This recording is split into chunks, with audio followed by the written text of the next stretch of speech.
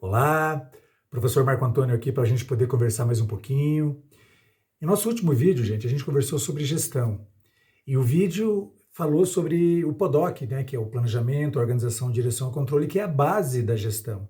É ela que de alguma forma consegue fazer com que alcance resultados.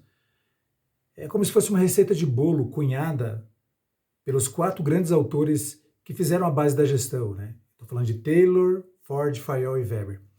Só que veja, naquela época, lá, final de 1800, início de 1900, próximos ali da Revolução Industrial, quando estava já acontecendo a Revolução Industrial, essa fórmula de planejamento, organização, direção e controle, ela não era exatamente dessa forma, era de um outro jeito, é claro, mas a base era essa.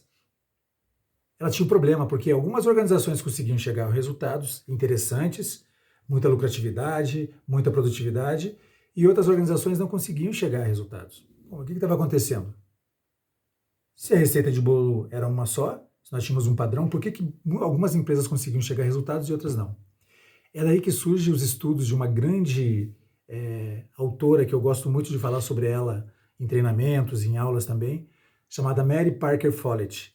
Mary Parker Follett foi foi uma pesquisadora da década de 30 ali, mais ou menos, que começou a buscar entender por que isso acontecia. Por que algumas organizações conseguiam resultados melhores do que outras, se a base da gestão, se o roteiro era o mesmo. Foi aí que ela entendeu que uma variável que dava resultado demais nas empresas que mais conseguiam chegar a resultados era o relacionamento humano. O relacionamento humano dentro das organizações. O relacionamento humano que acontecia naquelas 12 horas de trabalho daquela época. E aí ela começou a fazer algumas pequenas pesquisas para entender o que o relacionamento humano dava de resultado melhor que em outras empresas. Nada mais natural da gente conseguir entender hoje, a gente está falando de pessoas, são as pessoas que fazem os processos acontecerem. E foi naquela época, gente, que surgiu a Escola das Relações Humanas. Então, Mary Parker Follett, juntamente com outro autor chamado Elton Mayo, fizeram algumas pesquisas, dentre elas de Hawthorne, que é uma coisa bem interessante, falaremos disso em outro momento. E aí eles entenderam que eu tenho que perceber que o que faz com que as empresas alcancem resultados melhores são as pessoas que estão dentro delas. Olha que interessante. E até hoje isso ainda se mostra bem coerente a todas as organizações.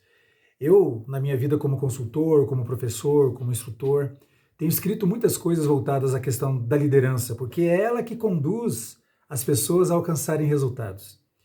E aí eu pergunto para você hoje, empresário, para você hoje, líder, para você que é empreendedor, o que você está fazendo hoje como líder?